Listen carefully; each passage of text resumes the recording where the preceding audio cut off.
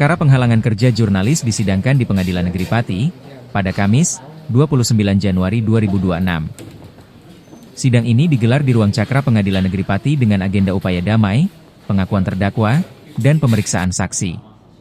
Dalam persidangan ini, dua orang saksi korban, yakni Mutia Parasti dan Umar Hanafi menolak upaya damai. Alasannya agar ada efek jera untuk pelaku, ada pendidikan kebebasan pers untuk publik, dan adanya penghargaan terhadap profesi jurnalis.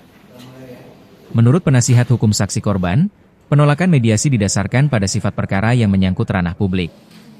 Aktivitas jurnalistik adalah bagian dari kepentingan umum yang harus mendapatkan perlindungan hukum yang kuat.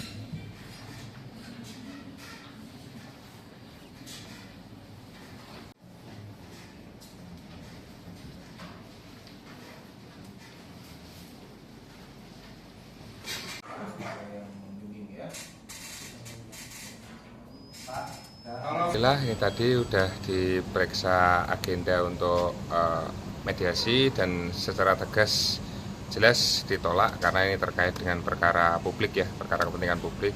Aktivitas pers, aktivitas jurnalistik harus tetap dilindungi dan semoga dari pernyataan itu bisa membuahkan satu hasil pemeriksaan yang jadi barometer untuk kepentingan publik terkait dengan aktivitas jurnalistik pers.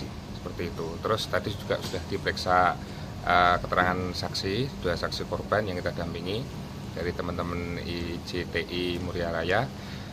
Cuman ada beberapa catatan. Catatannya tadi begini.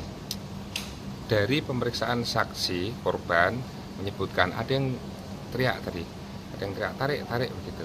Terus sempat ada konfrontir yang itu ditolak, ada keterangan yang tidak sinkron mengenai si terdakwa yang mengatakan tidak menarik, tapi dari saksi korban menyatakan tetap kekeh bahwa ada videonya, ada tindakan menghalang-halangi kegiatan pers jurnalistik di sebagaimana laporan yang diperiksa hari ini. Ini kan juga menyangkut terkait kebebasan pers dan profesionalitas itu. Mungkin komitmen dari pengadilan negeri dalam mengusut kasus itu juga? Ya pastinya akan mendukung ya untuk kebebasan pers.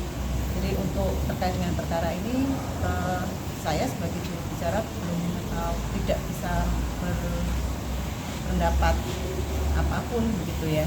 Jadi ini kan ada perkara yang masuk dengan dakwaan undang-undang pers yang sedang.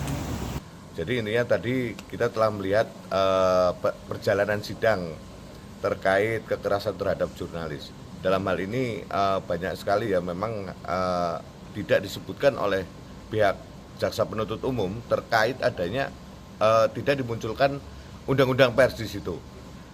Jadi kami mengharapkan dengan adanya persidangan ini adalah sebagai trigger atau sebagai kita munculkanlah bahwa di sini adalah kita itu jurnalis yang bisa yang mencari informasi dan menyalurkan informasi itu lewat media. Nah, dalam hal ini pula dengan adanya kejadian seperti ini dengan menghalang-halangi ini memang sudah diatur dalam undang-undang pers bahwa siapapun tidak boleh menghalang-halangi kinerja jurnalis gitu.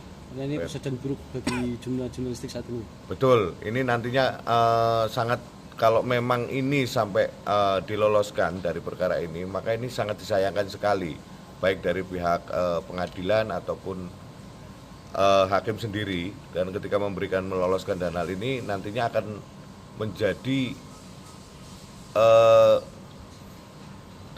tragedi buruk lah untuk teman-teman jurnalis. Jadi dalam hal ini merupakan pertama kali ya di Kabupaten Pati adanya kasus penghalang-halangan terhadap wartawan, dan ini sudah sampai ke meja hijau di persidangan. Ini kita juga bersyukur karena ini merupakan awal bagi dunia pers untuk terus berkembang, di mana teman-teman kami juga waktu itu dapat penghalang-halangan, jadi harus juga diproses dengan undang-undang pers. Jadi PWI dalam hal ini akan mengawal sampai tuntas, sampai ada putusan dari pengadilan. Kalau melihat dari peristiwa itu sendiri mungkin seperti apa mungkin? Kalau dari peristiwanya, ini memang upaya-upaya untuk untuk membungkam karya-karya jurnalistik teman-teman jurnalis ini memang dilakukan. Tertera di sana dalam prosesnya itu ada upaya menghalang-halangi, kemudian kerja-kerja mereka juga tadi keterangan saksi juga ada yang diintimidasi. Ini kan juga bagian-bagian dari menghalang-halangi kerja jurnalistik, kerja wartawan. Download Tribun X sekarang, menghadirkan lokal menjadi Indonesia.